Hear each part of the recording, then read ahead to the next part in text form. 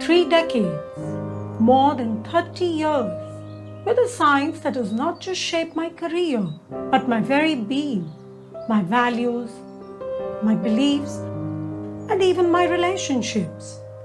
And what has homeopathy given me? An open mind to learn and investigate at all times, a compassionate heart to heal and comfort, and an understanding soul to embrace life's mysteries. It's been a thrilling journey so far, traveling across continents to teach, to share, and most of all, to empower. To realize that I'm the author of my own health and life, and to equip my patients with the same power so that they can rewrite their stories, heal, and transform. Because homeopathy is not just about illness, it is about the vital force within, calling for change, for happiness, and freedom from compulsion. Each patient, a story waiting to be heard. Each illness, a signal from within, and each remedy, a key to liberation. Then came COVID, a time of uncertainty, but also of renewed strength. A time when homeopathy stood resilient, not fighting against, but working with nature to balance, to empower, and to heal. It brought me new allies. 2 incredible doctors, 2 revered women in their fields. Like me, these women have juggled and beautifully balanced personal and professional lives as well as their passions and emerged winners. They inspire me and their experiences with homeopathy amaze me. Welcome to our story, a journey beyond medicine into the heart of life itself. Dr. Jyotsna Kirtane, a renowned pediatric surgeon, a pioneer in several fields of pediatric surgery, with several national and international publications to her name. She was the head of Department of Pediatric Surgery at the esteemed J.J. Medical Hospital and Grant Medical College, and with 50 years of experience, she still continues to help the little ones of Mumbai at Saifi and Jaslok hospitals. It's a pleasure to talk about homeopathy because I've got tremendous experience. As a matter of fact, we as children, we were brought up on homeopathy. We never had allopathy because my grandfather was a homeopath and we had that small chest, rosewood chest with hundreds of bottles stuck in, and we were conversant with names like arnica and hypericum and silica. So right from childhood. So obviously we believe heavily in homeopathy. So would you say that the 2 systems can coexist, or maybe each one has its own scope and limitations and Of course they can coexist.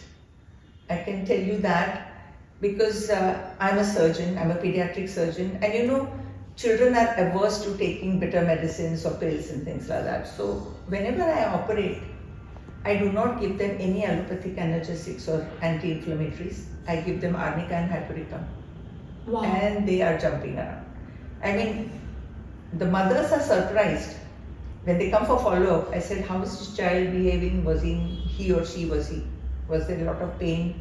Were they irritable? Were they crying? No. But of course, I take their permission before prescribing. I said, are you okay if I prescribe homeopathy? I have got good experience. I said, the child loves to take those pills. See that the bottles are kept away. Yeah, sometimes they can take more doses. Yeah, that's right. And what potency do you give them in post-surgery? Usually 30. Okay. And for how long do you do that? Just a week. A week, huh? A week. And sometimes it's a very major surgery. For example, if I've operated on genitals, where I do intersex or what is known as disorders of sexual differentiation, where I have to make the perineum look like that of a girl's. So there's a lot of dissection and a lot of extensive surgery, and even that responds to this. So there is, if you go to see after 2 or 3 days, there is no edema, no inflammation. I mean, as a homeopath, I know, but then to hear these stories from a pediatric surgeon, it just gives me so much. For example, I get children with abscesses, large abscesses. Now, in allopathy, as a surgeon, I would give them general anesthetic, incise and drain the abscess, and then if it's a large cavity, we're supposed to pack it with ribbon gauze so that it doesn't again close and fill up with pus. And then post-operatively, every day we have to literally remove that whole gauze, wash the wound, again pack it, till the whole thing heals from the bottom. Now, this itself is a very painful procedure. Packing, unpacking. So I talk to the parents, I tell them that, are you willing to try homeopathy? And most of them do if they know that surgery can be avoided. Which parent wouldn't jump at it? And I use Silica, whatever you call it, or Silica. Yes. No, but I am learning some insights from a pediatric surgeon. No. The abscess drains and they are happy. It takes a long time because it makes, as the parents tell me, there's a small opening that opens up and then gradually it starts trickling down till the whole thing is clear. My goodness, there's so much to learn from you and all your experiences. Can I ask you now a little bit more personal question? Yeah. And that would be more about our relationship or our experience together and how homeopathy has in the recent years helped you. Yes, sure. I'm a kind of a singer, not a professional one, but I love to sing classical music. And I had this chronic hacking cough, which just wouldn't go. I took all kinds of things. I took antibiotics, I took inhalations, I took nebulizations, the works, but it was just not responding. And then, of course, I didn't know you very, very well that time, but from my friend Alka, I learnt about you. And one always is looking for a good homeopath. There are a lot of people who practice homeopath, but there are very few who are good. And of course, I was assured that you are the best. So I contacted you, and whatever medicine you gave me, it worked. And now it has been a while, long time that I have not had this cough at all, and I'm singing quite well, better than ever. Oh, that's so much. Thanks to you. Can we talk about some experiences that you may have had personally with homeopathy? Sure. Now, one experience I would definitely like to share with you. My son must have been about 3.5 years old, and of course, being our child, he was properly immunized, booster and all that. And one day, in the middle of the night, of course, he had a habit of coming and sleeping next to me, cuddling to me. And he got up and got down to the floor and fell down. I said, what's happening? So he said, I can't stand. So immediately I put him on the bed and I started examining him. And he had pure motor paralysis of the hip extensors, the glutes. So in layman's term, he had polio. Okay? Wow. And it was absolutely shocking. He tried again and again, but it was there. I mean, he had zero power in the glutes. So of course, I rushed him to an orthopedic surgeon, very senior orthopedic surgeon with whom I have worked. Then I took him to just look to see a neurologist, a very senior old neurologist, whom of course I knew personally. And they both said that whether you call it polio, whether you call it Coxsackie, this is pure motor paralysis. And there's obviously no remedy, no cure in allopathy. So what is to be done? They said, well, immobilize him for 3 weeks and then we will start with physiotherapy. I said, what's the prognosis? Okay, God only knows. Oh, wow. He may recover completely, he may not recover completely. So I was literally devastated. And that evening, my elder sister, who was also in the town, she said, why don't you try homeopathy? Because my husband's cousin and his son, they were both practicing homeopathy. So of course, I called them up and went through the whole history and what he likes, what he doesn't like, etc. I suppose at around 9:30, 10 in the evening when they finished their practice, they came. He didn't tell me at that time, but my brother-in-law had brought strychnine with him. And he told me there were pills, and he asked for a glass of water, and he asked me to dissolve some, I forget now, 8 or 10 small pills in that, and he asked me to give a spoonful to the child, to my son. I gave that one, and he said, now that's it. Tomorrow you let me know what happens. So I was very hopeful. went to sleep. In the morning he gets up, again flops down. My heart really sank. I said, oh, this was my last hope. Anyway, I called him again and he said, doesn't matter, you gave him one more dose. So around 7:30 in the morning, I gave him one more dose. And within about 3 hours, he didn't even realize, he was crawling, he suddenly stood up and he said, oh, I can stand. And then he said, wait a minute. Then he climbed up on the stool, jumped. I can jump. Then he said, wait a minute, I'll run. So he ran the length of the passage. And he was cured. Like that. So this is really what I call as magic. And just to listen to this magical story from you, it's, giving me goosebumps almost. Okay. So we go to the second one, huh? Okay, second one is a very old story before I was born. It was with my elder sister who suddenly lost her voice. She was a healthy, bonny girl singing nursery rhymes. And one fine morning she lost her voice. So she couldn't phonate. So she couldn't cry. You couldn't, in a sense, there was no voice coming out of her larynx, okay? And my parents were nonplussed, of course. That time they were in Ratnagiri. They showed to different physicians, etc. Nothing. Nobody had a clue as to what the cause was. So if you don't know the cause, you can't treat. They brought her to Mumbai and Bombay in those days and showed to the best pediatricians. Those days there was George Polio, who was known to be father of pediatrics. And at that time there was a visiting pediatrician from the USA. So he also was shown, my sister was also shown to him. He also had no clue. And this went on for almost a year. It was very traumatic for the whole family. My parents suffered. And one day, finally my mother contacted her father. That's my grandfather. Your grandfather? Yeah, my grandfather. And he sent across he was in Pune, he sent across a dose which was having, I don't know what the medication was, but it had a very high potency, I think 1 million or something like that. Yeah, what we call is a 1M. 1M, that's right. And my sister used to sleep between my parents. She was an overprotected child. And it was raining. It started raining, it was month of July, I think. And this girl sat up and started clapping and singing Yere pausa tula tu paisa. And this was the second miracle. And after that she never looked back. So her voice came back, her speech came back. That's it. So when you know that homeopathy can do miracles, well, allopathy or any other, I cannot speak about the other branches of medicine, but I can talk about allopathy. There's no cure in allopathy.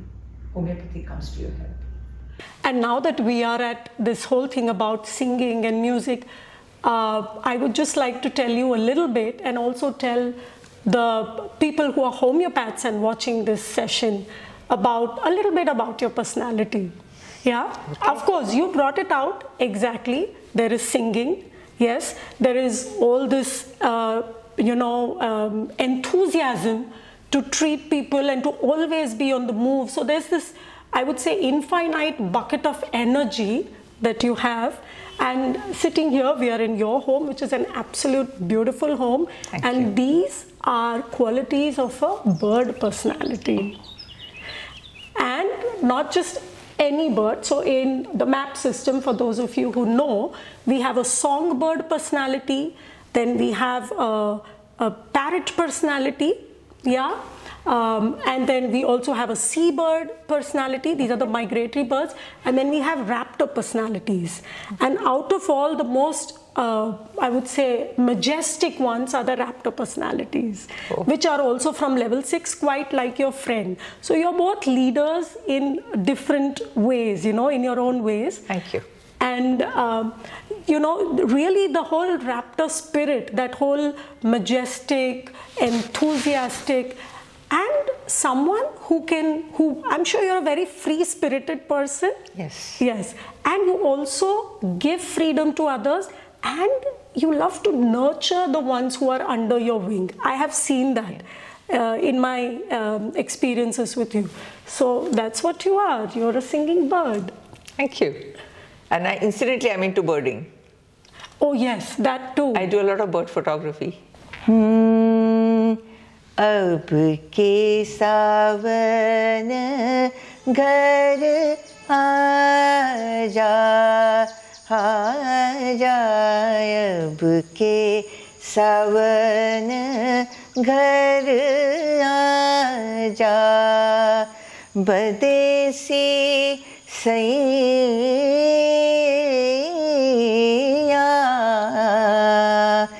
बदेसी सैया सैया अब के सावन घर आजा. Oh, that was divine. Thank you. Thank you. Dr. Alka Karande, a gynecologist who has also been an administrator and an able leader. She's been the executive health officer of the city of Mumbai, and she's served as the deputy municipal commissioner of Mumbai. She's worked with UNICEF, the WHO, and World Bank to bring various health projects and schemes to targeted groups. Mumbai, we all know, is one of the most populated and the most diverse cosmopolitans in the world. Yes. Right? So I'm sure to be a deputy municipal commissioner and to be able to, see or oversee all of this, it must have been pretty stressful, huh? And I'm quite in awe of your strength during those years when you were managing it. Yeah. I think once you fall into it, then God gives you the strength. And I would like to explain that as Deputy Municipal Commissioner, I handle different departments, and there also I tried to sort of bring together the public health aspect as well as educational aspects. And I formed eco-friendly groups with the help of the children of municipal corporation schools. We used to run schools in several languages. So you went into just healthcare but also education. Yes, many times the general public feels that because it is a corporation or it is given free of charge, the treatment is not worth its value. But it isn't so. That's lovely. This is nice to hear from a public health officer that the Indian government or the municipal system in Mumbai can provide such high level of care, whereas people only tend to think that private organizations, only it's the private sector that can provide it. When you have taken homeopathy, how would you say it has helped you, or, The main one, I think, which was helpful to me right from the beginning was arsenic album and bryonia, which you prescribed for my daughter. Yes, during which helped her lockdown. through the high temperature and very uncomfortable situation very quickly, and you were responding at all hours of day and night. I mean, that is really admirable. Doses of arsenic album regularly every 15 days. Yes, you would take. Kept us away from experiencing any bad effects of COVID, where I reside or in the areas around us, the people were suffering from active cases and needed to be hospitalized. We escaped that with the help of homeopathy. So that was a real great experience for us. A little bit about her stoic and absolutely strong personality.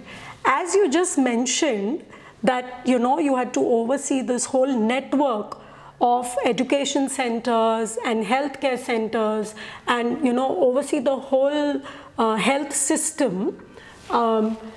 That's exactly the kind of remedies that I have been giving her as a constitutional level, remedies that belong to level 6 for those who understand the Joshi's map system, and her personality compares with that of a lac lox. Yeah, it's this real elephant personalities. What you see in elephants, they are the matriarch, and they oversee, they have a strategy, and they have great leadership qualities, and she's a great delegator and also somebody who knows how to get the job done from her team. So some of those parts are, I would say some of those are a reflection of her personality, and to be in the aura of such a level 6 personality has been a great privilege for me. So thank you once again, Alkatai. Kesava